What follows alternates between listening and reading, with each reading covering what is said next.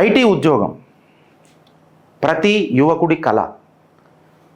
AC room, luxury office, super canteen, Apple phone, automatic transmission car, వేరే minimum 2 BHK flat, మంచి ఇంటి నుంచి ఒక భార్య, 2 పిల్లలు, సాల్ జిందగీ. ఒక 2 ట్రిప్పులు అమెరికా, ఇంకా అమెరికా నుంచి ఏదైనా మనకు మంచి పిలుపు వచ్చి H1B వీసా అంటారా దాన్ని, వర్క్ వీసా లేకపోతే వస్తే దాన్ని మించింది ఏముంటుంది. మీ వాడు చాలా బాగా చేస్తుండండి, చాలా బాగా చేస్తున్నాడు. తండ్రి కుష్, తల్లిదండ్రులు కుష్, కుటుంబం కుష్. ఏం ఉద్యోగం చేస్తారు? ఐటీ ఉద్యోగం చేస్తున్నాడు. పిల్లని ఇయనీకే కూడా కుష్. కాకపోతే వాళ్ళ కష్టాలు కూడా ఎప్పుడన్నా మనం ఆలోచించినామా అని అనేది ఇవాళటి చిట్టా. ఇవాళటి చిట్టా ఏందనంటే ఇవాళ యావత్ ఐటీ ఉద్యోగాలు చేస్తున్న వాళ్ళ బాధ ఏంది అని అనేది మనం మాట్లాడాలి. ప్రొఫెషనల్స్లో వాళ్ళే పెద్దపీట కదా. ఒక ఐటీ, నువ్వు ఏ పార్టీ తీసుకున్నా ఒక ఐటీ సెల్ ఉంటుంది. ఐటీ సెల్ ఉంటుంది, సోషల్ మీడియా సెల్ అన్నారు దాన్ని, ఐటీ సెల్ అని అంటారు. అంటే ఈ ఉద్యోగం చేసేటోళ్ళు ఎంత కీలకమో చూడు. ఐటీ పడిపోయింది, మాకు మార్కెట్ పడిపోయింది. ఐటీ పడిపోయింది, రియల్ ఎస్టేట్ పడిపోయింది. ఐటీ పడిపోయింది, కార్ సేల్స్ అమ్ముడు పోతలేవు. ఐటీ ఐటీ ఐటీ అని మాట్లాడితే ఫస్ట్ ఇది మీకు తెలవాలి ఫ్రెండ్స్. మీకు పైన డాలర్ కనిపించింది, పక్కకు ఒక తాత నడిపించే పొలం, మీ తల్లిదండ్రులు దున్నే పొలం, మీ పూర్వీకులు దున్నే పొలం కనిపిస్తుంది. పంట పండించే రైతు పామరుడైపోయాయి. ఈమెయిల్ పంపించే ఉద్యోగి ఈశ్వరుడైపోయాయి. ఇది ఇయాలటి చిట్టా. The upcoming Indian IT crash. IT ఇవాళ ఎందుకు పతనం అవుతుంది? ఇలా నేను మాట్లాడాడు కాదు, మీ స్టాక్ మార్కెట్ చూడండి. నేను ఆధారాలు పెట్టే మాట్లాడతా. స్టాక్ మార్కెట్ చూడండి మీరు. ఇవాళ పెద్ద పెద్ద ఇన్వెస్టింగ్ సంస్థలు ఐటీ స్టాక్స్లలో పెట్టకండి, పెట్టినా కానీ జర జాగ్రత్తగా ఉండుర్రి అని చెప్తున్నారు. ఇన్ఫ్యాక్ట్ ఒక పెద్ద గ్రాఫ్ కూడా వచ్చింది దాని మీద.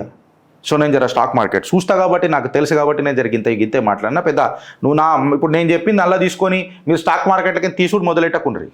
Subjected to conditions apply. మీ రీసెర్చ్ మీరు చేసుకోవాలి స్టాక్లలో.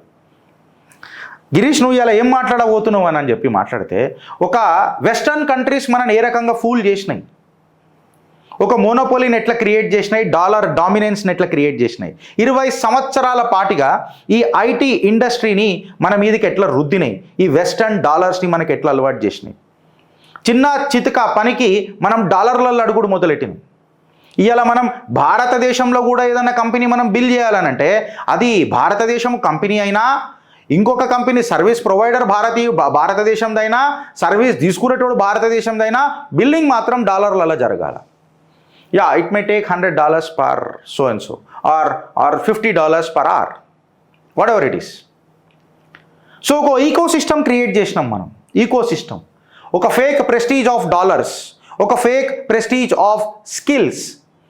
కాకపోతే క్రిటికల్ సెక్టార్లలో ప్రాబ్లం వచ్చింది. గిరీష్ ఏం మాట్లాడుతున్నావు? ఎస్, ఇవాళ ఐటీ ఆఫీస్ సూపర్ డూపర్ ఏసీలలో మనం అందరం ఉంటున్నాం, మనం డాలర్లలో పైసలు సంపాదిస్తున్నాం. కాకపోతే అదే ఏసీ ఆఫీస్లా ఏసీ ఖరాబ్ అయితే ఆ స్కిల్ చేసేటోడు ఆన్ డిమాండ్ పెరుగుతా పోతూ ఉన్నది. ఐటీ ఉద్యోగి డిమాండ్ తగ్గుతా పోతూ ఉన్నది. ఎందుకంటే మార్కెట్లో పుణ్యానికి శనగలు బఠానాలు దొరికినట్టు దొరుకుతున్నారు.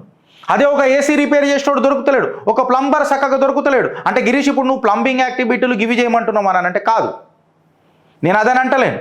నేను మాట్లాడే విషయం ఏందనంటే, ఎక్కడైతే ఏఐ పోలేదో, ఏఐ ఆర్టిఫిషియల్ ఇంటెలిజెన్స్ పెనట్రేట్ చేయలేదో వాడు ఇలా సేఫ్ ఉంటాడు మార్కెట్లో అని చెప్తున్నా. ఎందుకంటే నువ్వు రాసిన కోడింగ్ ఏఐఏ నిన్ను చెక్ పెడుతుంది, నీ అఫైర్లు బయట పెడుతుంది, నీ ఈమెయిల్లు హ్యాక్ చేస్తుంది. చూడు వెనకటికి పోయి, నేను ఇంక డెప్త్ పోతలేను, బట్ ఏఐ నిన్ను డామినేట్ చేస్తుంది.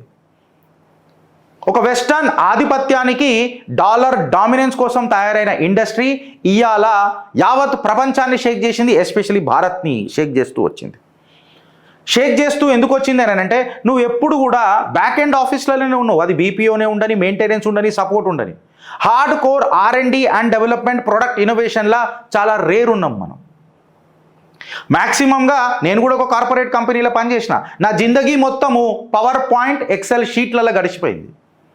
ఈ పవర్ పాయింట్ అండ్ ఎక్సెల్ షీట్లలోనే గడిచింది. దానికి నిలువెత్తు నిదర్శనం మన Telangana assembly power point presentation. మన గౌరవనీయులు ముఖ్యమంత్రి వర్యులు కూడా ఇచ్చారు కాళేశ్వరం మీద. అది కేవలం పవర్ పాయింట్ వరకు అయింది కానీ పవర్ ప్రజెంటేషన్ అయింది కానీ పాయింట్ ప్రజెంటేషన్ అనేది కాలే. టు ది పాయింట్ మనం మాట్లాడలేదు. బికాస్ కాకిని గద్దని కాకి చేసి చూపెట్టించేది marketing skills or to that matter power point presentation. High rise బిల్డింగ్లు చూసినాం, కాకపోతే ప్రిజెన్స్ ఆఫ్ ఏఐ ఈ హై రైజ్ బిల్డింగ్స్లకు ఎట్లా చెక్ పెడతాయో చూసినాం. ఇలా మనం మాట్లాడుతున్నాం. Companies like Zoho, Freshworks, Infosys ఇవన్నీ కూడా ఏఐలలో ఇన్వెస్ట్ చేసుడు స్టార్ట్ చేసినాయి. మాకు మ్యాన్ పవర్ని కట్ షార్ట్ చేసుడు ఇక ఆలోచించాలా అని చెప్పి మాట్లాడుతున్నాయి. అదే ఇవాళ మనము ఫార్మ్ సెక్టర్లలో మనకు మ్యాన్ పవర్ లేకపోయే, ఫ్యాక్టరీస్లలో మనకు మనకు మ్యాన్ పవర్ లేకపోయే, లాబొరేటరీలలో ల్యాబ్స్లలో మనకు లేకపోయే. ఇంజనీరింగ్ మొత్తం ఐటీ చుట్టూ తిరగబట్టే లేబర్ షార్టేజ్ ఇంకా మెకానికల్ షార్టేజ్ కాబట్టే. ఇక్కడ మీరు అర్థం చేసుకోవాల్సింది ఏంటంటే ఇండియాలో కూడా కంప్లీట్గా ఐటీ సెక్టార్ బూమ్ కాగానే మనం అందరం అటు సైడ్ ఉరికినాం. మేబీ చైనా కూడా కొంచెం ఉరికింది, కాకపోతే వాడు కంట్రోల్డ్ స్టేట్లో పోయిండు. వాడు హార్డ్వేర్ టెక్నాలజీస్లో చాలా ఫోకస్ చేసిండు. Whether it may be hard tech solutions or semiconductors or defence or biotechnology. Email సపోర్ట్కి దూరంగా, కేవలం ఈమెయిల్ సపోర్ట్కి దూరంగా, జావా స్క్రిప్ట్కి దూరంగా సెమీ కండక్టర్స్, చిప్స్, డిఫెన్స్, బయోటెక్నాలజీలా చైనా వాడు ఇన్వెస్ట్ చేసిండు. ద డిఫరెన్స్ మీ ముంగట కనబడుతుంది. జీడిపి ఎట్లెట్లున్నాయి ఒక్కొక్క దేశానికి అని. ఇది కేవలం ప్రజలనని ఫాయిదా లేదు. ఆడ భూమి ఉంది, నేను పైసలు సంపాదించాలా. ఒక గరీబ్ ఇంటికైనా వచ్చిన నాకు నేను కష్టపడి ఒక కోడ్ నేర్చుకుంటే, జావా స్క్రిప్ట్ నేర్చుకుంటే నాకు మంచి ఉద్యోగం వస్తుంది, లగ్జరీ లైఫ్ వస్తుంది, నా తల్లిదండ్రులను మంచిగా చూసుకోవాలా. అది నా తప్పు కాదు. ప్రభుత్వ పాలసీలు, దూరపు ఆలోచనలు, దూరదృష్టి లేకపాయే. ఇవాళ పాలసీ ఫెయిల్యూర్ వల్ల వీక్ ఇండస్ట్రియల్ స్ట్రాటజీ మొదలైంది. చదువుకునే పోరాడు కోడింగ్ చేస్తున్నాడా, స్కూల్లో చదువుకునే పోరాడు. ఆ కోడింగ్ దేనికి ఉపయోగపడుతుంది నా ప్రాక్టికల్ నాలెడ్జ్ ఆడికి లేదు, కాకపోతే ఆడు కోడింగ్ నేర్చుకుంటున్నాడు. నీ ఎడ్యుకేషన్ సిస్టమ్ ఎంత వల్నరబుల్ ఉందో చూడు, లేకపోతే కుంటిదవుతుందో నువ్వు చూసుకుంటావు. ఇలా నేను ఒక 22 ఏళ్ళ సాఫ్ట్వేర్ ఇంజనీర్ని నేను ఇలా వ్యవస్థని మాట్లాడుతున్నా ఫ్రెండ్స్. ఆ వ్యవస్థ నీకు ఇండస్ట్రియలైజేషన్ చూపిస్తే, ఆ వ్యవస్థ నీకు సద్మార్గంలో పెట్టినుంటే నువ్వు వీటికి ఎందుకు వస్తావు? ఇవాళ భారత్ కంప్లీట్గా US economy are US dollar మీద డిపెండ్ అయింది, లేకపోతే యూరోపియన్ యూనియన్ మీద డిపెండ్ అయింది. మన అంటూ ఏమున్నది ఇవాళ ఈ ఐటీ ఇండస్ట్రీలో అని నేను చెప్తున్నా. మళ్ళీ పాపము మ్యాక్సిమం లే ఆఫ్స్, వాడి శాలరీయే చూసినాం మనం ప్రతిసారి. కొంతమంది కుళ్ళుకున్నారు ఈ ఇండస్ట్రీతో, కాకపోతే లే ఆఫ్ అయినప్పుడు కూడా ఫస్ట్ వాడే బలైండు ఈ ఇండస్ట్రీలో. సూసైడ్లు చేసుకున్నారు, రోడ్ల మీదకి వచ్చిండ్రు. కళల ప్రపంచం వాళ్ళ ముంగట కుప్పగూలుతుంటే ఏం చేసుకోలేక తల్లడిల్లిండ్రు. ఎన్నో కుటుంబాలు ఉన్నాయి, చితికిపోయిన కుటుంబాలు. లే ఆఫ్స్ కూడా అట్లనే ఉన్నాయి. అయితే ఐటీ ఇండస్ట్రీ ఈరోజు ఎందుకు కొలాప్స్ అవుతుందంటే, కొలాప్స్ అవుతుంది అని చెప్పి నేను మాట్లాడా, బట్ కోర్స్ కరెక్షన్ అవుతుంది ఈ ఐటీ ఇండస్ట్రీలో. జర అప్రమత్తంగా ఉండుర్రి అని చెప్తున్నా. మౌంట్ ఎవరెస్ట్కి పోయిన తర్వాత ఆ ఆనందం ఎక్కువ ఉంటుంది ఫ్రెండ్స్. మౌంట్ ఎవరెస్ట్ ఎక్కినాం కదా అని, కాకపోతే వాడు ఎక్కువసేపు ఉండలేము మనం, ఆక్సిజన్ తక్కువ ఉంటుంది. నువ్వు దిగాల్సిందే, ఒక సెల్ఫీ తీసుకొని దిగాల్సిందే. నువ్వు దిగేటప్పుడు అప్రమత్తంగా లేవనుకో నీ ప్రాణహాని జరుగుతుంది, నీ అస్తిత్వానికే ఒక చెక్ పడుతుంది. సో పీక్కి రీచ్ అయినప్పుడు దాన్ని దిగడం కూడా ఆలోచించుకోవాలా, స్మూత్ ట్రాన్సిషన్ ఉంటుందా అని అనేది ఆలోచించాలా. ఇలా రైతు అనేటోడు ఒక జోక్ అయిపోయినుండే వెనకటికి. నేను రైతు కుటుంబం కాదు, బట్ రైతు గురించి తెలుసుకుంటున్నప్పుడల్లా, ఫామ్ లాస్ గురించి తెలుసుకుంటున్నప్పుడల్లా సానుభూతి పెరుగుతున్నది రైతు అంటే. ఇలా రైతు అనేటోడు ఒక జోక్ అయిపోయిండు.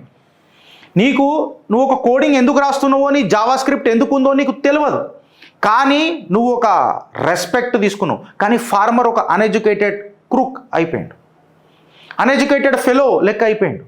ఒక ఐటీ హీరో ఒక జావా సింటాక్స్ని మెమరైజ్ చేసేసి ప్రోగ్రామ్ రాసేసి స్క్రీన్ మీద పాయింటర్ తిప్పితే అబ్బా అని చెప్పి మనం అందరం సపోర్ట్లు కొట్టినాం. అదే ఋతుపవనాలను తెలుసుకొని, సాయిల్ కెమిస్ట్రీని తెలుసుకొని, సప్లై చైన్లను తెలుసుకొని, ఇత్తనం నాటితే ఇట్లొస్తుంది అని చెప్పి ఇత్తనంలా పురుగు పడుతుంటా పురుగుని చంపుకుంటా, ఎండకు డి విటమిన్ తీసుకుంటా, వానకు నానుకుంటా, నీళ్లు లేకపోయినా నీకు పంట పండించిండు చూడు, ఆ రైతు మనకి ఇల్లిటరేట్ అయిపోయిండు. అక్కడ మ్యాన్ పవరే దొరుకుతలేదా? నీ ఆకలి తీర్చే రైతు ఇవాళ నీకు అవసరం లేకపాయ. నువ్వు రాసిన సింటాక్స్ అది ఏడ ఉపయోగపడుతుందో తెలియదు, ఆ సింటాక్స్ ఏ పాయింటర్ని జరుపుతుందో తెలియదు, బట్ నువ్వు ఆడ హీరో అయిపోయా. Hyderabad, Bengaluru, Hyderabad, Pune, Chennai IT boom cities భారత్లో.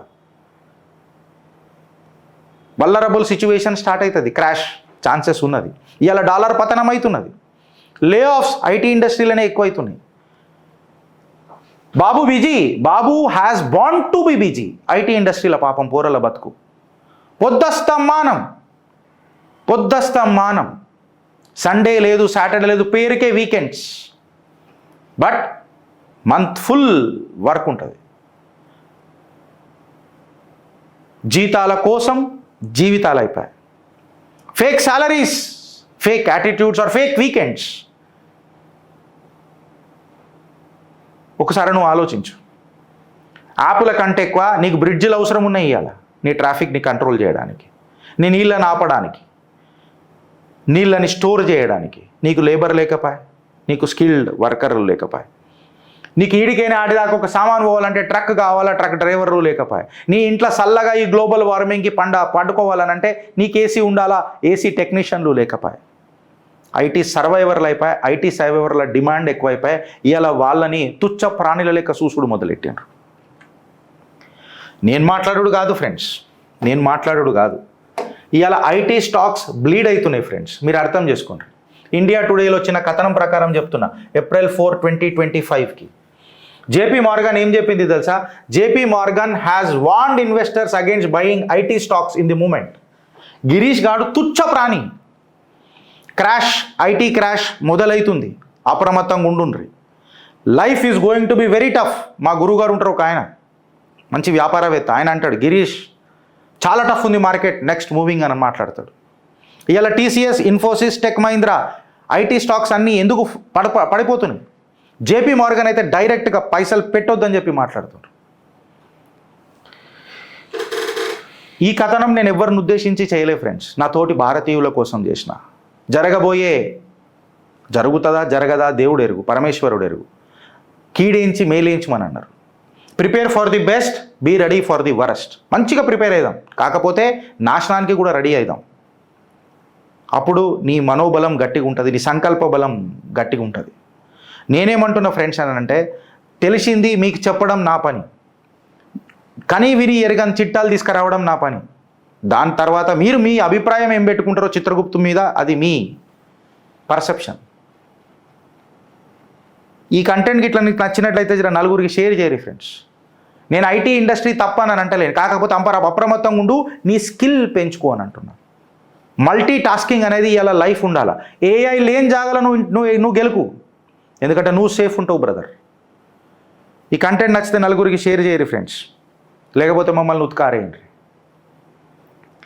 బట్ కమెంట్ రూపంలో ఏదో ఒకటి అయితే చెప్పుండ్రి, ఆధారాలు పెట్టి చెప్పుర్రి. నేను ఆధారాలు పెట్టి మాట్లాడుతున్నా. భారత్ మాతాకి జై.